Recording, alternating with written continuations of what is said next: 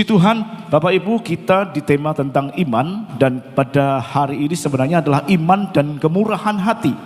Nah, kemurahan hati yang saya pelajari di dalam Alkitab,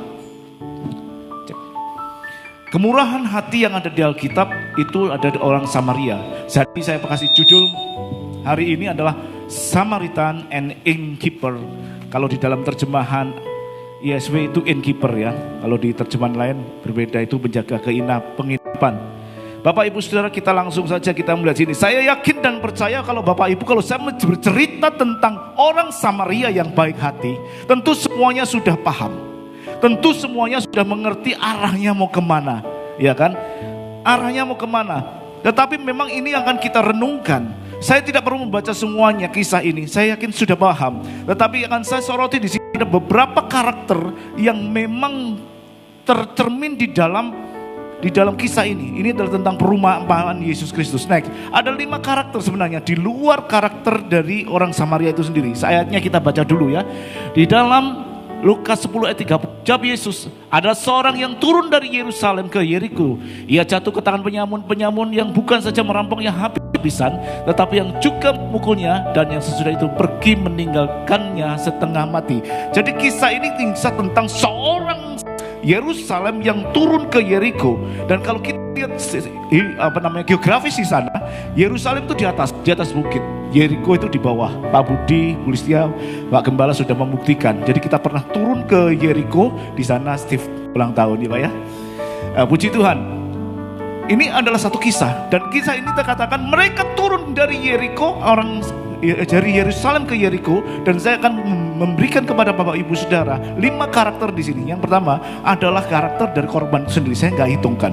Kemudian karakter dari penyamun yang merampok, merampas, bahkan damai sejahtera. Ini ada kumpulan ini, nanti akan kita bahas terakhir kalau seandainya ada waktu. Dan yang tentu sering dibahas adalah karakter imam, karakter Lewi. Tetapi karena berhubungan dengan kemurahan hati, saya akan membagikan sesuai judul adalah karakter dari orang Samaria ini dan karakter dari pemilik penginapan atau innkeeper tadi ya. Jadi ini yang akan kita renungkan, Bapak Ibu bisa memahami. Saya akan zoom ke sedikit ya gitu ya. Nah, kalau kita katakan siapakah sebenarnya orang Samaria ini? Kenapa ada orang Samaria di sini ya? Kalau kita lihat di sini, pada saat Israel itu dikuasai oleh Asyur, orang Asyur itu mengirim orang-orang dari Babel, orang-orang Kuta, orang Awa, orang Hamat, orang Serafim, itu untuk mendiami Samaria. Sehingga di dalam Samaria sendiri, di sana mereka bersosialisasi, mereka berkelompok, sehingga ada kawin mengawinkan gitu ya, ada pernikahan, ada hubungan darah. Dan karena kita tahu bahwa orang-orang di luar Kristus itu mereka adalah penyembah berhala, sedangkan di Samaria itu ada Yudaisme. Sehingga orang di sini dikatakan orang Samaria ini memiliki agama campuran antara Yudaisme dan penyembah berhala. Mereka dianggap orang-orang yang berdarah campuran, sehingga orang-orang Israel tidak mau berhubungan dengan orang Samaria. Orang-orang Israel enggak, orang tidak menolak. Kenapa? Campuran, ada penyembahan berhala di sana, dia nggak mau. Itulah orang Samaria. Sehingga kondisi seperti ini mereka memisahkan diri. Jadi kalau dikatakan orang Samaria ini yang baik hati, tentu tidak masuk di dalam hitungan dari korban yang dirampok. Korban yang dirampok dari Yerusalem ke Yeriko tentu mengharapkan imam itu akan menolong. Korban itu mengharapkan orang Lewi yang menolong, tetapi harapan itu pupus. Meskipun ada orang Samaria, dia tentu tidak punya harapan apa-apa. Karena apa? Mereka sudah bermusuhan. Namun kenyataannya adalah orang Samaria ini justru yang menolong korban ini. Orang Samaria ini justru yang membawa apa yang dikerjakan, kebaikan hati apa dari orang Samaria ini. Kita akan renungkan bersama-sama supaya kita cepat ya sekali ya. Waktunya juga jangan cepat. Kita akan renungkan kebaikan hati orang Samaria ini. Next. Jadi kalau dikatakan di dalam Lukas 10 ayat 34, ia pergi kepadanya lalu membalut luka-lukanya, sesudah ia menyiramnya dengan minyak dan anggur. Kemudian ia menaikkan orang itu ke atas keledai tunggangannya sendiri, lalu membawanya ke tempat penginapan dan merawatnya. Bapak Ibu, ada garis-garis kuning yang kami tulis warna kuning. Inilah yang akan kita renungkan. Inilah kebaikan hati orang Samaria yang menolong korban perampokan itu sendiri ya. Ya, kita akan renungkan bersama-sama. Yang pertama adalah membalut luka. Yesaya dikatakan, maka terang bulan purnama akan seperti terang matahari terik, dan terang matahari terik akan 7 kali ganda, yaitu seperti terangnya 7 hari pada waktu Tuhan membalut luka umatnya dan menyembuhkan bekas pukulan. Pada waktu itulah terangmu akan mereka seperti fajar, dan lukamu akan pulih dengan segera. Kebenaran dan menjadi barisan depanmu, dan kemuliaan Tuhan barisan di belakangmu. Jadi kalau kita lihat di sini, pulih, kata pulih segera itu diterjemahkan dengan arukah. Diterjemahkan dengan aruka yang artinya adalah memulihkan. Artinya adalah dibuat utuh. Artinya adalah dibuat selesai. Jadi kalau kita mengatakan membalut luka, itu artinya membuat selesai, menjadikan seperti sedia kala, menyembuhkan, memulihkan, mengembalikan ke semula. Itu artinya membalut luka. Kita bisa melihat di sini, siapakah yang mau terluka? Siapakah yang mau terluka? Terluka bisa terluka secara badani, tetapi sering kalau kita bicarakan di sini, Anda terluka juga karena hati. Siapa yang mau terluka? Gak ada orang yang mau terluka. Tetapi kenyataannya adalah kita bisa terluka tanpa sengaja. Kita bisa terluka tanpa kita sadari. Mungkin dalam sosialisasi dengan orang-orang, dengan sosialisasi dengan orang-orang, itu kita bisa terluka dengan sendirinya. Apakah yang harus kita lakukan pada saat kita terluka seperti itu? Ya, apa yang harus kita lakukan? Luka-luka itu harus segera diobati. Luka-luka itu harus segera dipulihkan. Harus ada orang yang mau menutup luka itu. Apa? Dan biasanya di dalam sosialisasi kehidupan kita ada perasaan kecewa. Lagi bicaranya agak kasar, bicaranya menusuk. Ya, kecewa, ada kesedihan, mungkin duka cita, ada kehilangan mata, ada banyak hal yang membuat kita menjadi sakit, ada banyak hal yang membuat kita menjadi terluka. Di samping kondisi-kondisi sosial yang ada seperti yang pujian katakan, situasi dan kondisi tidak mengenakan, kehilangan materi, kehilangan segala, kehilangan keluarga, itu juga membuat kita juga terluka. Karena ada orang yang kehilangan orang tuanya sampai lukanya gak sembuh-sembuh. Oleh karena itu siapapun yang terluka harus diobati. Jangan sampai kehilangan segala-galanya, apalagi kehilangan kepercayaan kepada dirinya sendiri. Setuju ya kalau kita harus obati gitu. Namun seringkali orang berusaha mengobati malah semakin tidak bisa terobati, karena dia melakukannya dengan sendirinya. Sehingga dengan kondisi seperti ini, ciri khas orang yang sakit hati, ciri khas orang yang sakit adalah overactive, overreactive terhadap semua kejadian, baik yang terjadi pada saat itu maupun kejadian-kejadian yang mungkin pernah dialami sebelumnya. Ya, overreaktif, sensitif terhadap suatu tindakan atau perkataan orang. Jadi sebenarnya orang lain mengatakan yang wajar, tetapi karena dia sensitif, luka hati, ngamuk dia, sumbu pendek kayak saya. Itu yang terjadi, dia overreaktif. Segala sesuatu yang dia katakan orang lain ditanggapi dengan negatif. Tindakan orang lain yang semestinya mau menolong menjadi sesuatu yang negatif. Itu adalah ciri-ciri orang yang luka hatinya, orang yang sakit hatinya. Sehingga dia sensitif sekali, sedikit-sedikit tersinggung, sedikit-sedikit. Ini harus segera diobati. Dan kadang-kadang kita harus relakan diri kita untuk masuk di dalam pengobatan itu. Sama seperti orang yang korban dari perampokan ini ya. Kenapa? Kalau saat sensitif itu terjadi, kita harus lihat bahwa apapun penyebabnya dari luka hati itu, apapun yang menyebabkannya, dia harus segera pulih. Kenapa? Karena ada potensi dalam kehidupan kita, tujuan kehidupan kita, dan damai sejahtera yang harus kita miliki, sehingga kita perlu untuk segera pulih. Bagaimana caranya, Pak? Yang pertama, dia mengakui bahwa setiap segala yang terjadi itu juga bukan karena hal yang lain, tetapi kita menyadari semua harus terjadi dan mau menerima kejadian-kejadian yang kita alami. Mau menerima juga mau mengampuni pada saat orang lain bersinggungan dengan orang lain. Dan kemudian melepaskan semua kejadian itu. Dilepaskan. Biar plong gitu ya. Kemudian melakukan pendamaian. Pendamaian yang pertama adalah dengan diri sendiri.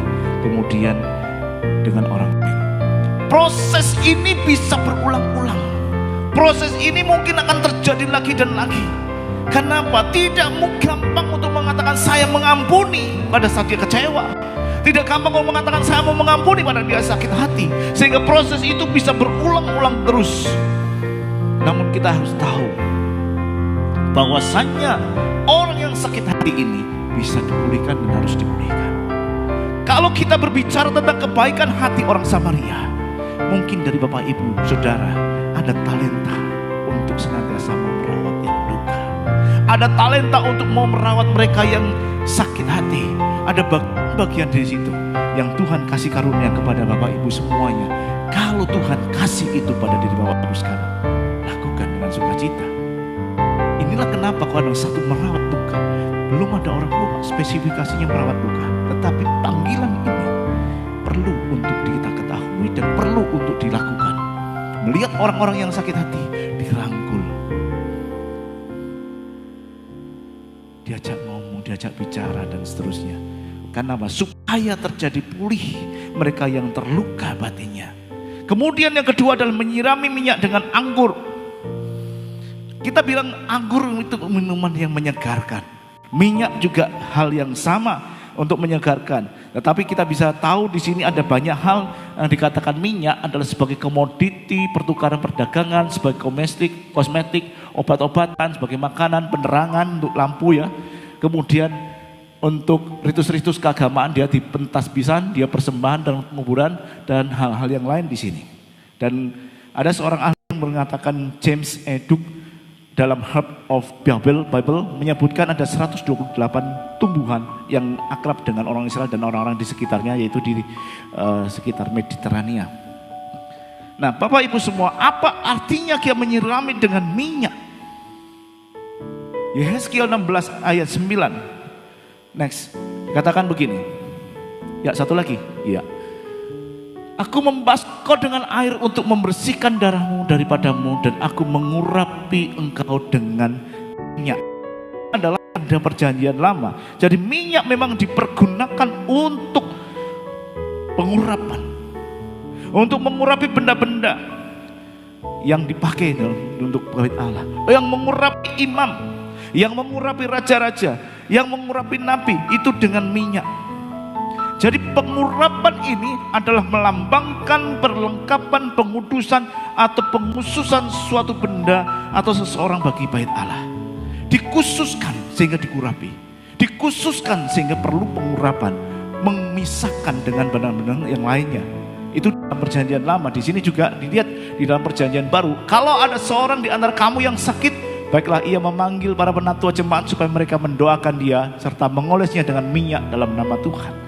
Di dalam perjanjian baru lebih menekankan kepada penyembuhan. Jadi siapapun yang sakit, dia harus ada datang kepada penatua dan mengoleskan minyak. Walaupun Tuhan Yesus sendiri, kita lihat dalam sejarahnya, tidak pernah mengoleskan minyak. Ya, nah ini harus benar Bapak Ibu Saudara. Karena apa? Yang dioleskan adalah orangnya. Yang dioles adalah orang supaya dia sembuh. Bukan tembok, bukan mobil, apalagi ya hal-hal yang lain supaya tumpang tangan supaya nanti saya tak tumpang tangan mobilnya yang dicitra itu kan bagus-bagus supaya menjadi milik begitu kan. Enggak juga ya. Tetapi yang dioles adalah orang yang sakit sehingga dia bisa menjadi sembuh. Ini pengurapan yang luar biasa. Namun kita juga tahu pengurapan ini juga berbicara tentang Roh Kudus. Next. Pengurapan berbicara tentang Roh Kudus. Dikatakan 1 Yohanes 2:20 dikatakan, tetapi kamu telah beroleh pengurapan dari yang kudus, dan dengan demikian kamu semua mengetahuinya. Ada pengurapan dari Roh Kudus yang membuat kita menjadi luar biasa. Ada pengurapan dari Roh Kudus yang membuat kekuatan untuk melakukan perkara-perkara dahsyat di akhir zaman. Tanpa Roh Kudus kita tidak ada artinya apa-apa. Ya. Dan kita tahu bahwa pengurapan itu biasanya diimpartasikan melalui hambanya, para pemimpin rohani yang melakukan pengurapan pada dahi, pada tangan, pada saat event-event tertentu. Ada pencurahan Roh Kudus kemarin, diurapi dahinya, diurapi tangannya. Itu adalah impartasi. Memang tidak Tuhan langsung mengurapi bisa secara roh, tetapi kita bisa melihat bahwa ada hamba Tuhan yang memang ditunjuk. Bala di tempat ini kemarin mengurapi semua jemaat, diurapi mulai dari dahi. Ya, supaya apa? Supaya kita bisa melakukan hal-hal yang besar. Ada penumpangan tangan untuk mengerjakan visi dan panggilan Tuhan dalam hidup kita. Karena visi dan panggilan Tuhan dalam hidup kita itu menjadi tanggung jawab kita untuk melakukan perkara-perkara besar apapun yang kita hadapi di dalam dunia ini. Tuhan Yesus sendiri pada saat dia mendapatkan pengurapan dari Roh Kudus, setelah dia baptis, ada lambang burung merpati yang mengatakan ini adalah anakku yang kukasihi. Dan pada saat itu dia penuh. Dan kita tahu selama setelah mendapatkan pengurapan ada kuasa luar biasa, ya memang dia Allah. Tetapi kita tahu ada tanda di situ pengurapan untuk melakukan perkara-perkara dahsyat. Ada mujizat-mujizat yang Tuhan kerjakan. Ada perkara-perkara yang luar biasa yang Tuhan kerjakan selama di dalam dunia ini. Dan kita tahu sampai pada hari kematiannya pun Tuhan tetap setia dengan kondisi ini. Hal yang sama, bahkan Tuhan mengatakan kamu juga akan melakukan perkara-perkara yang lebih dahsyat lagi kalau kita juga mendapatkan pengurapan Roh Kudus. Kita bisa melakukannya karena Allah sendiri yang berjanji dalam kehidupan kita. Kita bisa mengerjakan panggilan itu. Kita bisa melakukan banyak perkara besar yang menakjubkan. Kenapa? Karena di sini saya tulis pengurapan adalah pemberdayaan ilahi untuk menghasilkan hal-hal hebat dalam hidup kita. Karena kita dipanggil untuk melakukan perkara-perkara mulia, menaklukkan kuasa si jahat dan menjadi pemenang. Oleh karena itu mulailah memikirkan hal-hal yang akan membuat hidup kita menjadi lebih maksimal. Apa yang kita perlu kerjakan? Pengkhotbah 9:10 katakan, apa yang dijumpai untuk tanganmu untuk kerjakan, kerjakanlah itu dengan sekuat tenaga. Karena tidak ada pertimbangan atau hal yang lain di dunia orang mati. Kalau kita sudah dipanggil, gak ada yang kita bisa kerjakan. Jadi selama kita masih hidup, kita mulai memikirkan panggilan kehidupan kita. Apa yang harus kita kerjakan dalam hidup kita? Apa yang Tuhan taruh? Pikirkan hal-hal yang Tuhan membuat kerajaannya besar, yang dapat saudara kerjakan. Karena perkara-perkara yang kecil itu yang kita kerjakan bisa berdampak yang luar biasa. Kalau ada pertolongan dan kuasa dari Allah sendiri bisa berdampak dengan luar biasa. Kenapa? Karena kita ada koneksi ilahi, ada hubungan dengan Allah, dan Allah itu adalah sumber kuasa itu sendiri. Allah ada sumber kuasa itu sendiri. Pada saat kita terkoneksi dengan Allah, maka kita juga akan melakukan perkara-perkara yang besar. Oleh karena itu, Bapak Ibu Saudara, kerjakanlah panggilanmu. Kerjakanlah apa yang Tuhan taruh dalam kehidupanmu. Karena pada saat kita melakukan ini, mengolesi minyak, kita memberikan motivasi kepada orang, kita meneguhkan orang, kita menyegarkan orang, kita memberikan sesuatu kepada orang lain untuk memenuhi panggilannya, memenuhi panggilan Kristus, sehingga dia bisa diberdayakan dengan maksimal. Kalau itu talentamu, lakukan. Supaya orang di sekitar kita, di kekal kita, di lingkungan tetangga kita, oh kamu punya potensi untuk ini, kerjakanlah. Sehingga apa? Tujuan Allah yang mulia untuk perkara-perkara yang besar itu bisa terjadi dengan pengurapan dari Roh Kudus. Oke, kemudian yang ketiga adalah menaikkan korban ke keledai. Iya, menaikkan korban ke keledai. Bapak Ibu Saudara, kalau kita melihat, kenapa harus dinaikkan? Kenapa? Apakah dia bisa naik sendiri? Enggak bisa. Enggak bisa dia naik sendiri. Pada saat orang itu sudah tergeletak di bawah, si penunggang orang Samaria ini harus turun dulu dari keledainya. Dia harus temui orang itu, korban itu, dilihat kondisinya, kemudian dia lihat oh tidak berdaya. Dia harus mulai mengangkat orang itu, gak mampu dia harus mulai menggendong orang itu, baru dia taruh di dalam keledainya atau mendudukkan di atas keledainya. Dia bisa berjalan. Kenapa harus turun? Gak mungkin orang itu ayo naik ke keledai. Gak mungkin korban katakan ayo sini ikut saya. Tidak mungkin. Jadi kalau kita mulai gambaran ini adalah orang Samaria adalah gambaran dari Tuhan Yesus Allah sendiri. Kita manusia korban dosa yang sudah jatuh di dalam dosa. Kita tergeletak tidak mampu melakukan apa-apa. Kita tergeletak di pinggir jalan. Tetapi Allah mau turun ke dunia. Dia merawat kita, menggandong kita, menaikkan ke posisi yang lebih tinggi. Karena dulu kita setelah jatuh dalam dosa di bawah iblis, Tuhan mau kita kembali kepada kodrat ilahi. Dia itu menjadi gambar dan rupa Allah, sehingga kita bisa punya kuasa untuk mengatasi iblis. Dia tidak bisa naik sendiri, dia harus dinaikkan oleh pengorbanan di kayu salib. Sehingga posisi kita kembali di dalam kodrat ilahi sebelum Adam jatuh di dalam dosa. Apa hubungannya dengan kebaikan, kemurahan hati, Pak? Saya secara tidak sengaja kemarin nyetel YouTube Pak sebenarnya India, ada 4 kasta India. Ada yang tahu kasta? Yang paling tinggi? Hai, Brahmana. Terus kasta? Satria. Terus Waisya dan Sudra. Ternyata Bapak Ibu Saudara, di antara 4 kasta yang resmi ini ada 1 kasta yang tidak tersebut, yaitu kasta Dalit. Kasta Dalit adalah kasta yang paling rendah, yang tidak ada di dalam ketentuan resmi di situ, sehingga dia adalah menjadi kelompok sosial yang sangat rentan untuk mendapatkan perlakuan tidak manusiawi. Dalit artinya adalah yang tertindas, untouchable, tidak tersentuh. Mereka seperti binatang, tidak punya hak sama sekali, bahkan korban eksploitasi manusia, termasuk korban seksual. Mereka gak bisa untuk naik, gak bisa. Karena apa? Semuanya sudah terisolasi. Dia mau pintar kayak apa? Gak bisa karena terisolasi. Dia tidak bisa. Lahir Dalit ya sudah selamanya Dalit. Lahir Sudra selamanya jadi Sudra. Dia gak bisa naik ke posisi yang lebih tinggi. Tidak bisa naik ke posisi tinggi. Bisa kalau seandainya ada orang yang mengangkat. Tentunya seperti itu. Dan kondisi seperti ini itu terjadi di dalam kehidupan manusia. Orang-orang yang tereksploitasi.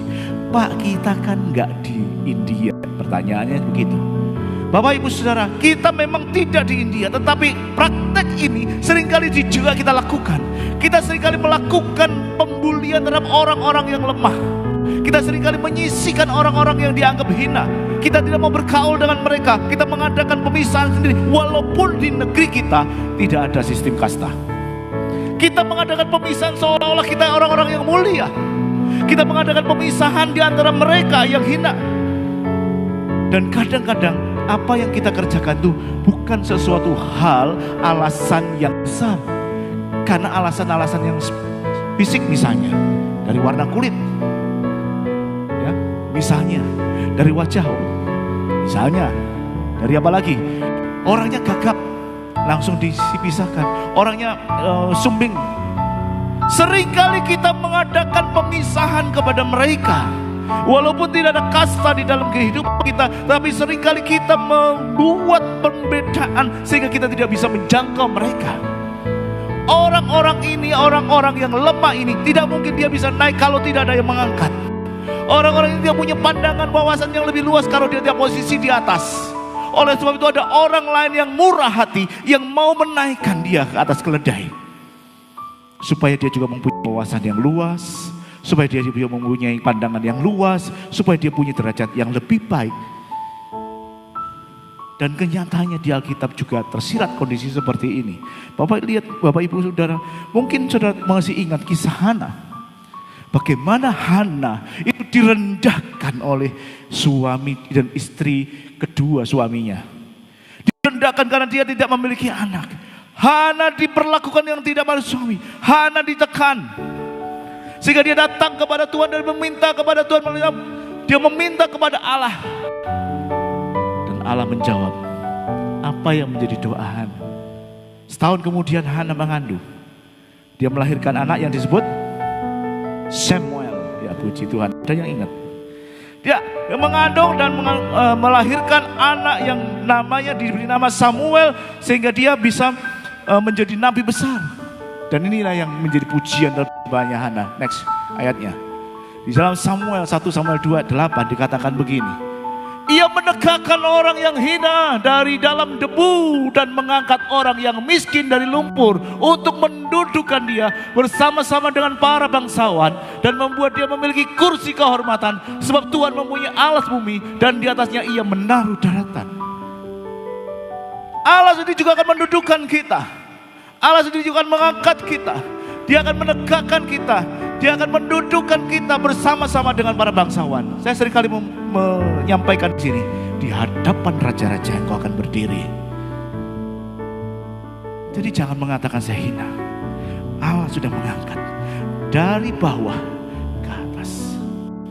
Diangkat. Allah mengangkat. Jadi dari pelajaran ini kita bisa menilai Bapak Ibu Saudara, ya. Kalau kita sedang di kondisi dihina, kalau kita sedang dalam kondisi direndahkan, kalau kita dalam kondisi kekurangan,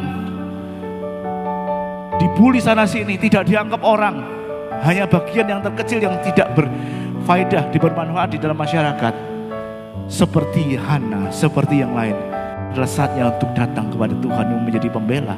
Dikatakan Allah yang membela, Allah yang menegakkan, Allah yang mengangkat, Allah yang mendudukkan, dan Allah yang mendudukkan kita di kursi kehormatan. Jadi pada saat kita posisi di situ, ingatlah kepada Tuhan sumber segalanya. Dia akan menolong kita. Asal datang pada Tuhan seperti Hana.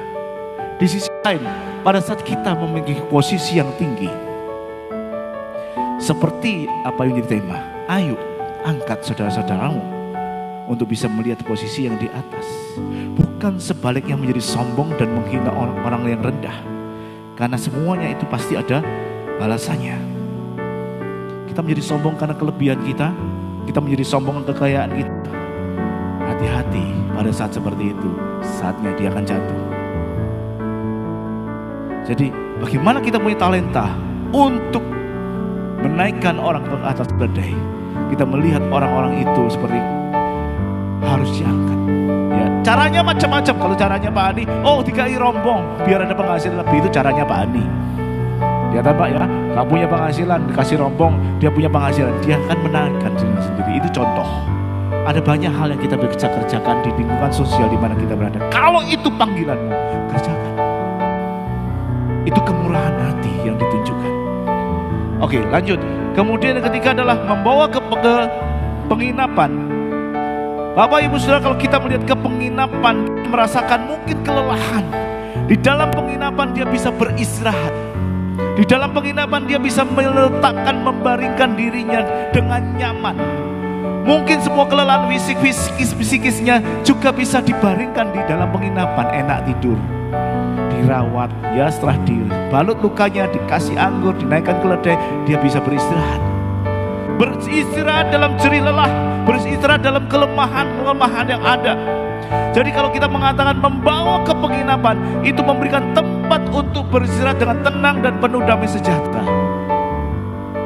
Kolose 3:15, hendaklah damai sejahtera Kristus memerintah dalam hatimu, karena untuk itulah kamu telah dipanggil untuk menjadi satu tubuh dan bersyukur.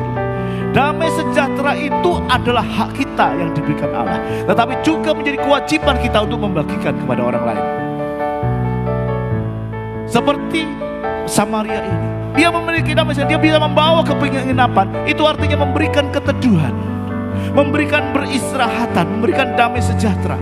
Tanggung jawab kita maupun hak kita untuk kita lakukan. Memang kalau dikatakan damai sejahtera itu bermula dari hati, ya boleh dikatakan begitu. Tidak bisa dari faktor eksternal dalam hubungan sesama. Tetapi kita tahu itu juga bisa menular. Pada saat saya di sini cemberut, borek mencucu wae.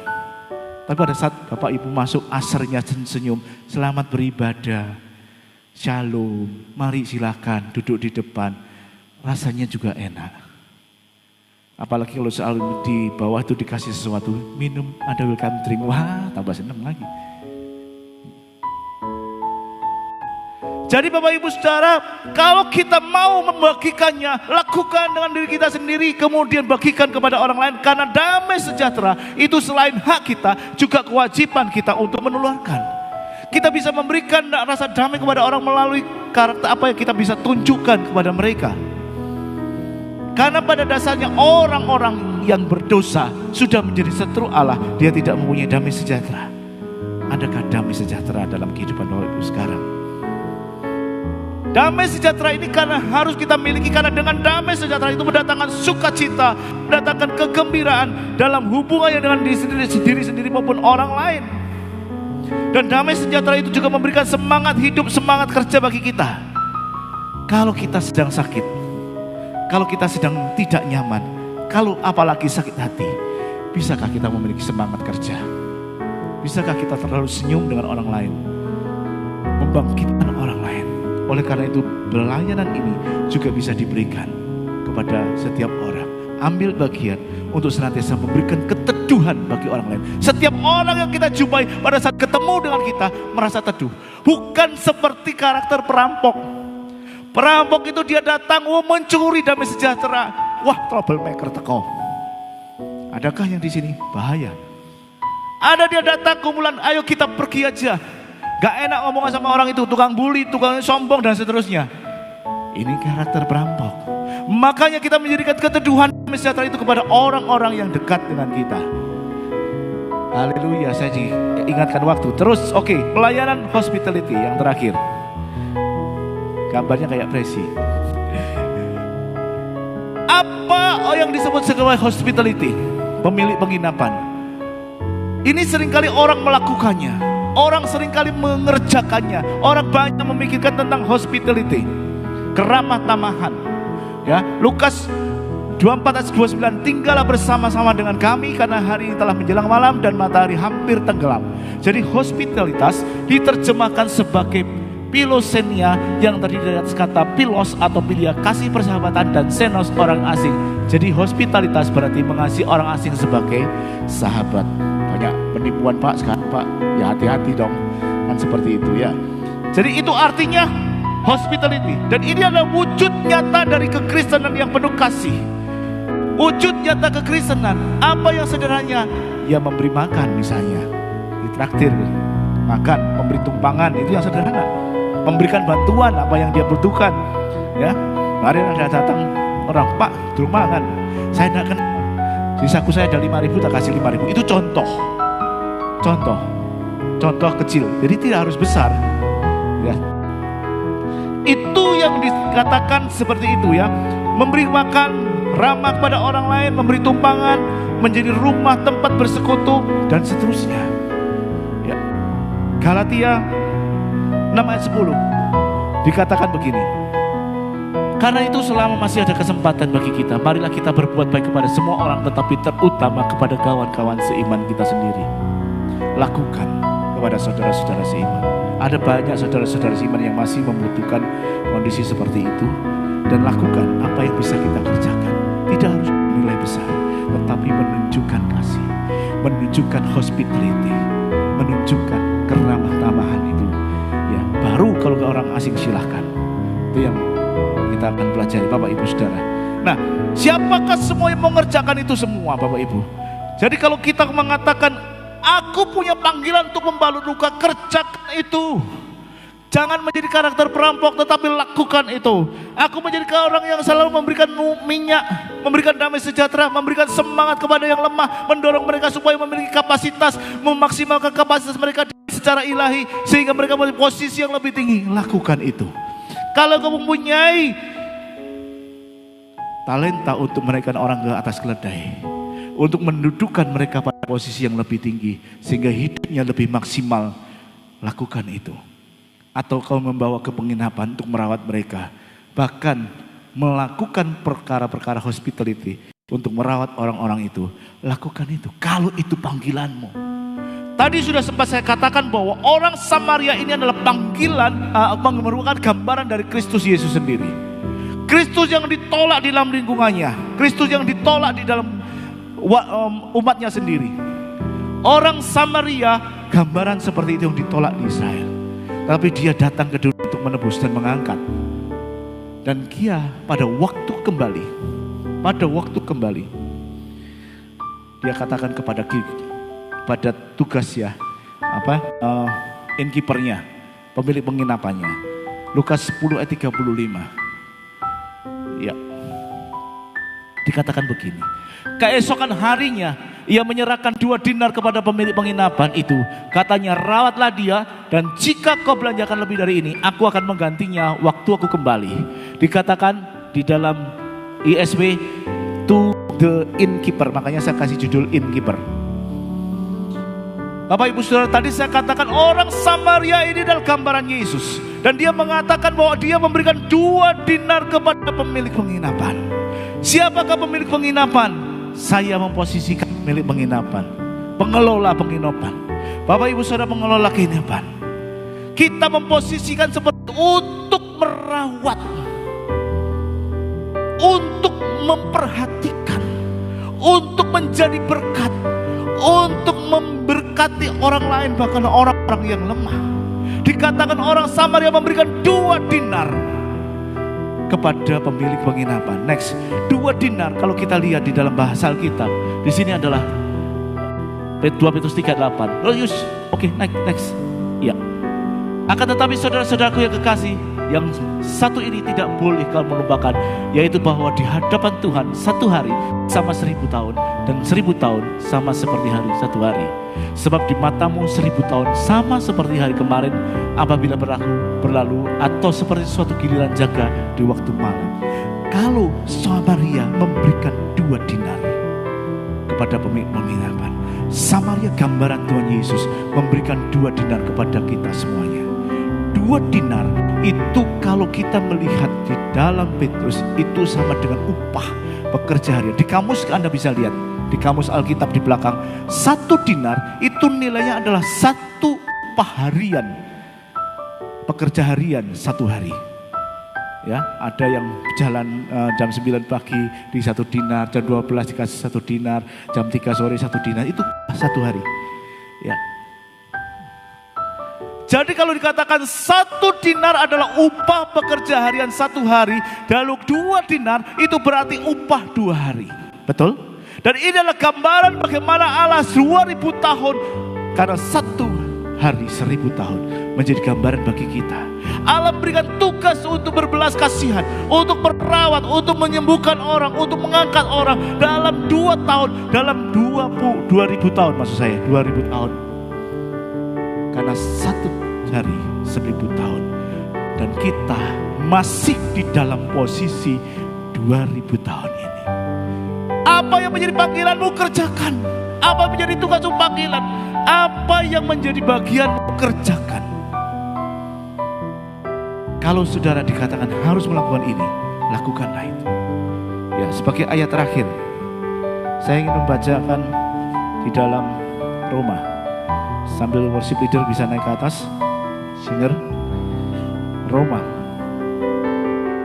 Ada di dalam situ, bisa ditayangkan Pak Riki, Roma 12 ayat 7.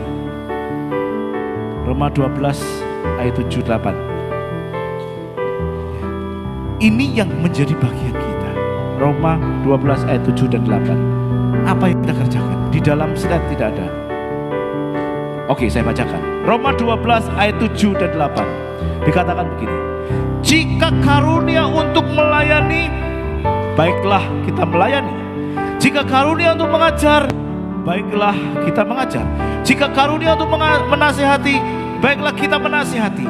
Siapa yang membagi-bagikan sesuatu, hendaklah yang melakukannya dengan hati yang ikhlas. Siapa yang memberi pimpinan, hendaklah ia melakukannya dengan rajin. Siapa yang menunjukkan kemurahan, hendaklah ia melakukannya dengan sukacita. Apapun panggilan, seperti yang Tuhan karuniakan kepadamu,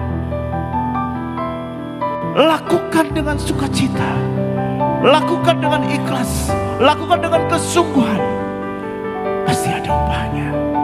Karena itu adalah bagian tugas kita yang harus kita kerjakan dalam kehidupan ini.